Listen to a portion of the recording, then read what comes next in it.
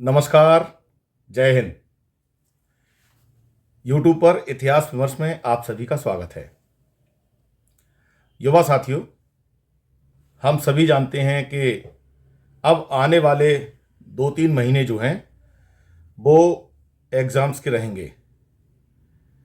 University level exams हों या school level exams हों, सभी एग्ज़ाम्स जो हैं अगले मार्च महीने से प्रारंभ होने वाले हैं और हम इस समय मिड फरवरी में हैं। और फरवरी का महीना हम जानते हैं कि 28 दिन का होता है। तो यदि समय की दृष्टि से देखा जाए तो अब समय बहुत कम बचा है। अब जो समय है उसमें बड़े मैनेजमेंट के माध्यम से, यानी एक टाइम मैनेजमेंट के माध्यम से हमें अपनी पढ़ाई लिखाई को करना होगा। मैं आज बात कर रहा हूं आपसे एग्ज़ाम्स में आने वाली जो कठिनाइयां हैं तैयारी के समय, एग्ज़ाम की जो हम तैयारी करते हैं तो जो परेशानियां हैं उनके बारे में, और इस समय प्राय कुछ बच्चों की तबीयत भी खराब हो जाती है उस बारे में, और कई बार बच्चे पूरा ये तय नहीं कर पाते हैं कि हमें क्या पढ़ना है, कब पढ़ना है, कैसे पढ़ना है, उस बारे में।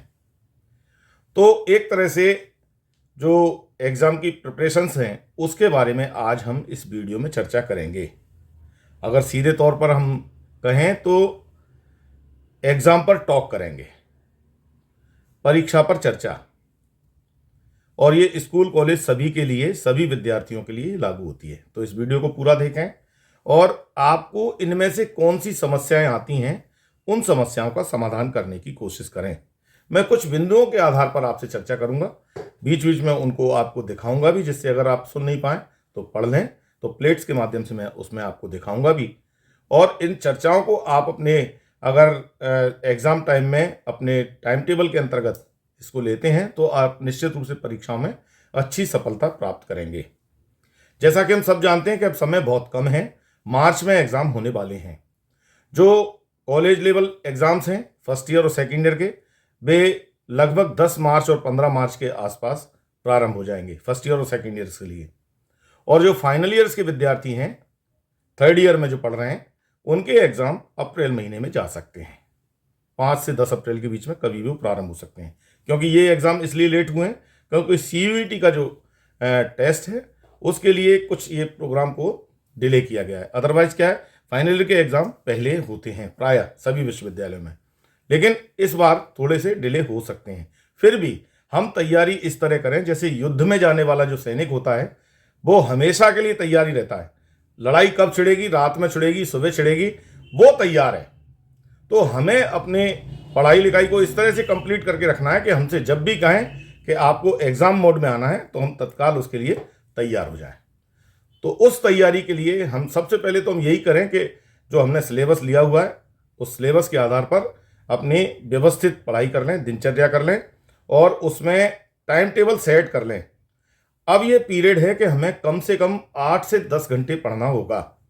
यदि हम लगातार पढ़ते आ रहे हैं तो 4 से 5 घंटे भी सफिशिएंट हैं, लेकिन यहाँ हमें थोड़ा सा अपना चेंज करना होगा।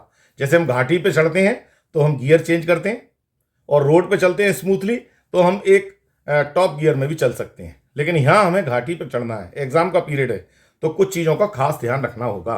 मुझे विश्वास है कि आप पढ़ाई करते समय कुछ उन नियमों का पालन करते होंगे जो एक विद्यार्थी को करना चाहिए।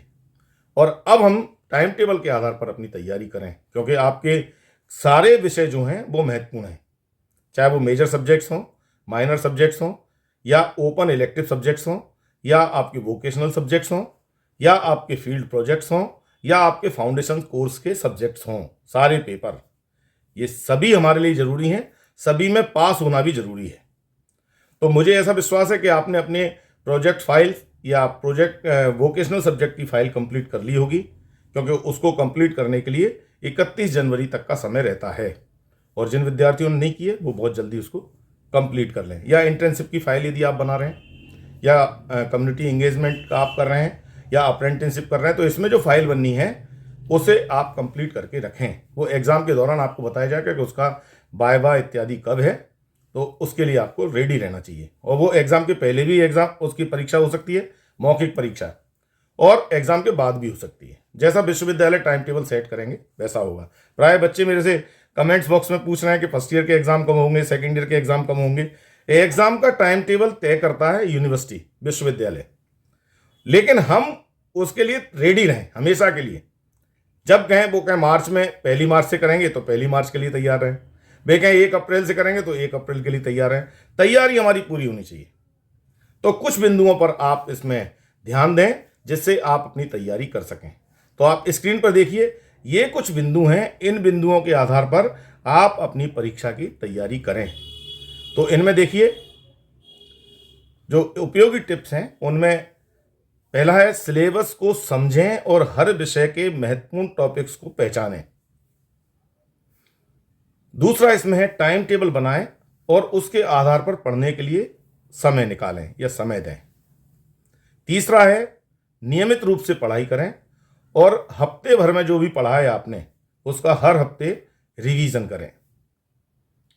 अगला पॉइंट इसमें है अपने नोट्स स्वयं बनाएं। पांचवा पॉइंट है पिछले वर्षों के पेपर जो हैं उन पेपर्स को सॉल्व करें और मॉक टेस्ट दें। छठवां है इसमें अपनी कमजोरियों को पहचानें और उन पर काम करें। और सातवां पॉइंट इसमें जो मुख्य सातवां पॉइंट है वो है शांत वातावरण में पढ़ें और ध्यान भटकाने वाली चीजों से बचें। तो ये 7 बिंदु जो हैं ये बहुत महत्वपूर्ण है। सिलेबस को पहचानना बहुत जरूरी है क्योंकि पेपर सेटिंग करते समय सिलेबस ही आपके जो पेपर सेटर हैं उनके पास होता है। तो पूरा सिलेबस जो 5 यूनिट में बना हुआ है उस 5 यूनिट में से उन्हें क्या प्रश्न पूछना है ये केवल पेपर सेटर जानते हैं और कोई नहीं। तो हम कंप्लीट तैयारी करें। दूसरा, लिख के देखें। आप कुछ भी पढ़ रहे हैं किताब से तो वो निकल जाएगा, स्लिप हो जाएगा। तो बेहतर ये है कि आप उसको लिखें, पढ़ें, उसके बाद बंद करके लिखें, अपनी एक कॉपी बनाएं और फिर उससे मिलान करें कि क्या छूट गया, फिर उसे पढ़ें। जब आप 2-1 बार इस तरह करेंगे तो आपकी प्रैक्टिस हो जाएगी। दूसरा, शांत वातावरण होना बहुत जरूरी है। शांत वातावरण नहीं होगा तो आपका मन जो है बटा रहेगा। तो जहां शोरगुल हो तो आप बेहतर है कि आप थोड़ा सा आराम कर लें, रिलैक्स कर लें, कुछ खा पी लें। कुछ छोटे बच्चे अगर घर में हैं तो उनके साथ खेल के मन बहला लें, कुछ मित्रों से बात कर लें और जैसे ही आप रिफ्रेश हो जाएं उसके बाद आप फिर पढ़ाई लिखाई करें तो आपका मन भी लगेगा। तो ये करें, जो आपने हफ्ते भर में पढ़ा है उसका रिवीजन भी करें। तो अगर रिवीजन नहीं करेंगे तो हमें ये पता ही नहीं कि हमारी तैयारी क्या है। तो रिवीजन भी बहुत ज़रूरी है। टाइम टेबल बना के उसके अनुसार काम करें। पिछले वर्ष के जो पेपर्स हैं, अनसॉल्व पेपर, आप अपने कॉलेज की लाइब्रेरी से वो पेपर्स ले सकते हैं और यदि विश्वविद्यालय में आपका संपर्क है तो विश्वविद्यालय से भी आप उन पेपर्स को ले सकते हैं। हो सकता है नेट पे भी उपलब्ध हो। मैंने इतिहास विमर्श में इंपॉर्टेंट क्वेश्चन में प्रतिवर्ष देता हूं इतिहास के। इस वर्ष के भी मैंने इतिहास के इंपॉर्टेंट क्वेश्चन दिए। आप चाहें तो कम्युनिटी पर इतिहास विमर्श पे जाएं और प्लेलिस्ट में शैक्षिक चर्चा में इनको देख सकते हैं। सारे वीडियोस उपलब्ध हैं सभी क्लास के, first year, second year, final सभी के। तो आप देख सकते हैं। पेपर का जो मॉडल पेपर है वो कैसा होगा वो भी इसमें मिलेगा आपको। आप शैक्षिक चर्चा में उसे भी देख सकते हैं। मॉडल पेपर मिल जाएगा, किस तरह के एग्जाम में पेपर आते हैं। फाउंडेशन का पेपर कैसा आता है फर्स्ट ईयर के विद्यार्थी को पता ही नहीं है, तो आप उसके संबंध में भी वीडियो है शैक्षिक चर्चा में, उसे आप सर्च कर सकते हैं, देख सकते हैं। तमाम प्रकार की जानकारियां, फील्ड प्रोजेक्ट की फाइल कैसे बनेगी, इंटर्नशिप की फाइल कैसे बनेगी, आपके वोकेशनल सब्जेक्ट में व्यक्तित्व विकास की फाइल कैसे बनेगी, इस तरह के तमाम सारे वीडियो जो हैं आप इतिहास विमर्श पर शैक्षिक चर्चा में यानी प्लेलिस्ट में शैक्षिक चर्चा पर जाके उसे देख सकते हैं। और ये मैं सिर्फ इसलिए बता रहा हूं जिससे आपको मदद होगी। इंपॉर्टेंट क्वेश्चन भी मैंने प्रत्येक वर्ष के दिए और पिछले वर्षों के भी दिए। एनईपी में हम ये चौथे वर्ष में हैं, तो पिछले 2 वर्षों के जो इंपॉर्टेंट क्वेश्चंस हैं वो मैंने इसमें दिए हैं। आप चाहें तो उन दोनों को और इस वर्ष के मिला के भी अध्ययन कर सकते हैं। तो आपकी एक तैयारी हो जाएगी। तैयारी की दृष्टि से इन पॉइंट्स को आप जरूर फोकस करें और इसके आधार पर तैयारी करें। अब कुछ और बिंदु हैं, इन बिंदुओं को देख के हम कैसे तैयारी कर सकते हैं अपनी परीक्षाओं की, उस पर ध्यान दें। तो इसमें पहला इसका जो बिंदु है वो है प्रोडक्टिव होना चाहिए टाइम टेबल। जो आपका टाइम टेबल है वो प्रोडक्टिव होना चाहिए। उसका कुछ इस तरह का उसको बनाएं कि जिसके बीच बीच में आपको रिलैक्स करने का भी मौका मिले। एक साथ आप कई सारे पेपर पढ़ें, ऐसा नहीं कि एक ही पेपर को पढ़ रहे हैं तो बोर हो जाएं। तो उसमें कुछ निष्कर्ष निकलना चाहिए, कुछ अपना अपन ने कुछ काम किया तो उसका कंक्लूजन बाहर आना चाहिए। तो इस तरह का प्रोडक्टिव आपका टाइम टेबल होना चाहिए। इसमें जो दूसरा पॉइंट है वो है, एक दिन में एक विषय की जगह कई विषयों का अध्ययन करें, उसे रिवाइज करें। तो ये क्या, एक विषय को पढ़ने की जगह अपन उनको पढ़ें, कई सारे विषयों को। जैसे अगर आपके मेजर माइनर रिलेक्टिव हैं तो मेजर के दोनों सब्जेक्ट पढ़ें एक दिन माइनर और रिलेक्टिव पढ़ें। तो आपको क्या है कि उसमें वैरायटी मिलेगी और बोरियत नहीं होगी। और बीच बीच में जब बोरियत हो तो थोड़ा अपने आप को रिलैक्स भी करें, लगातार नहीं पढ़ें।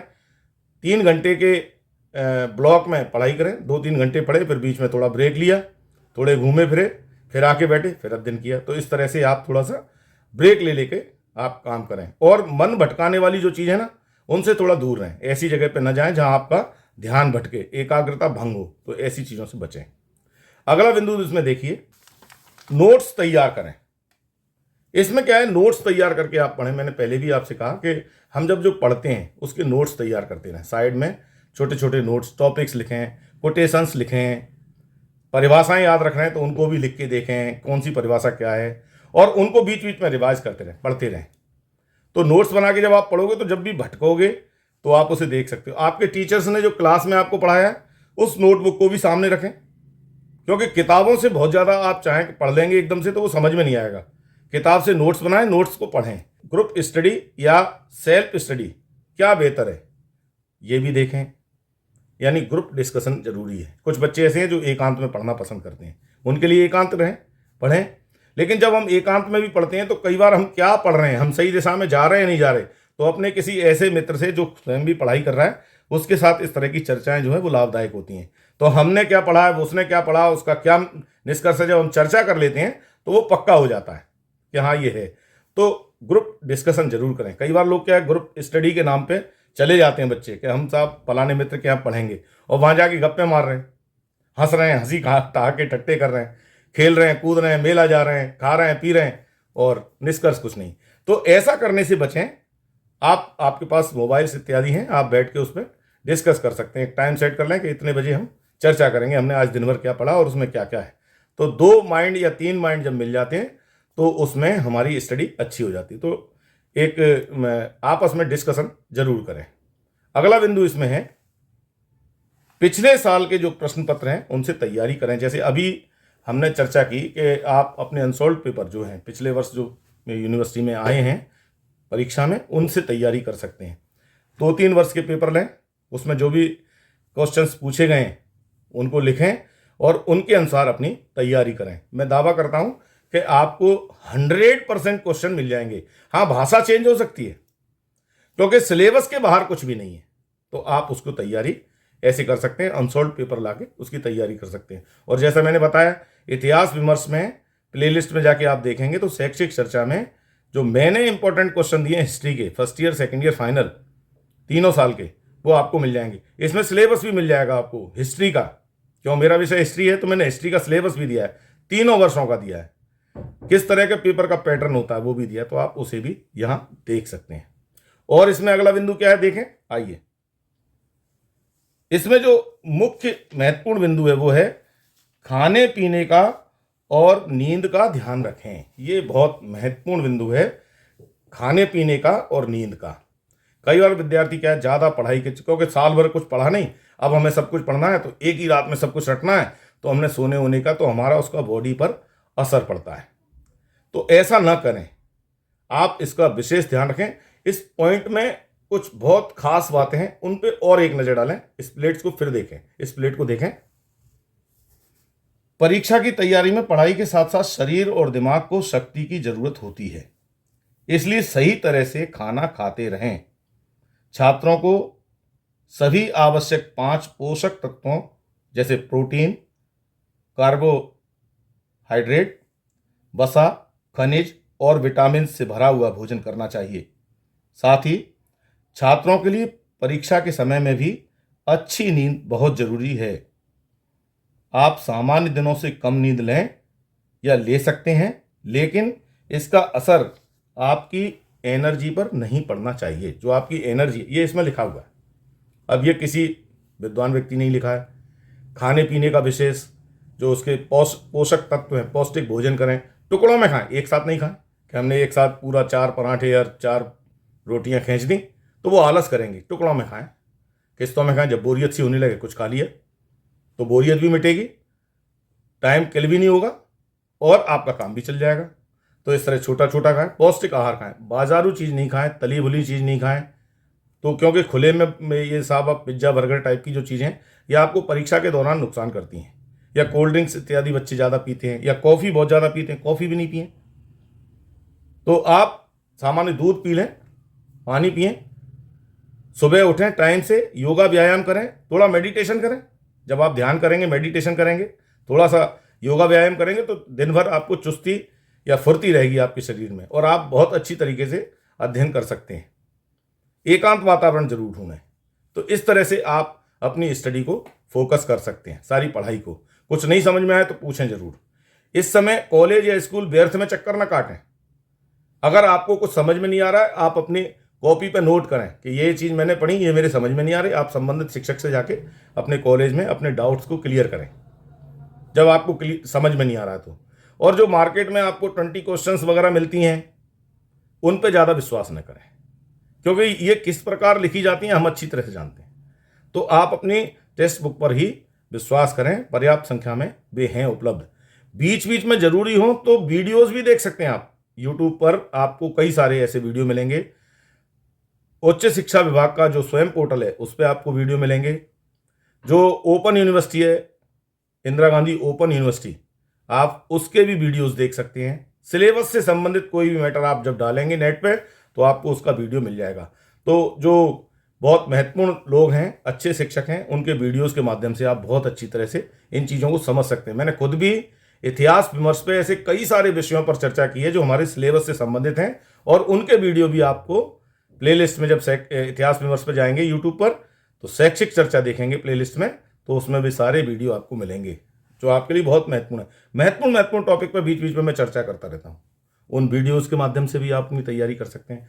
तो ऐसे तैयारी करें। और ये कुछ जो 20 पॉइंट हैं, इन 20 पॉइंट पर भी चलते चलते एक निगाह जरूर डालें, जिससे आपकी तैयारी बहुत अच्छी हो। वो क्या है देखिए इस स्क्रीन पर।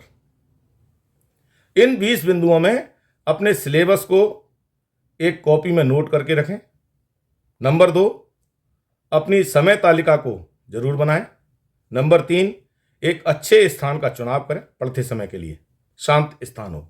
नंबर 4, संभव हो तो ग्रुप डिस्कशन जरूर करें। नंबर 5, शोर के समय पढ़ाई न करें। नंबर 6, टीचर्स के जो नोट्स हैं उनको भी पढ़ें। 7, पिछले वर्ष के प्रश्न पत्रों को जरूर देखें। 8, एक से अधिक बुक पढ़ें। नंबर 9, मन में परीक्षा का भय न रखें। ये भी है, बच्चे क्या है, भय के कारण कई बार डर जाते हैं, अरे ये क्या है, एक बड़ा फितूर सा पाल रखा है। ऐसा नहीं है, भय होना चाहिए, लेकिन भय उतना होना चाहिए जिससे हमारा काम प्रभावित ना हो।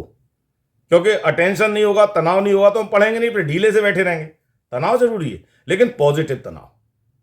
तो परीक्षा को हवा बना के न रखें, उसको अच्छी तरह से हैंडल करें, तो परीक्षा में ना करें।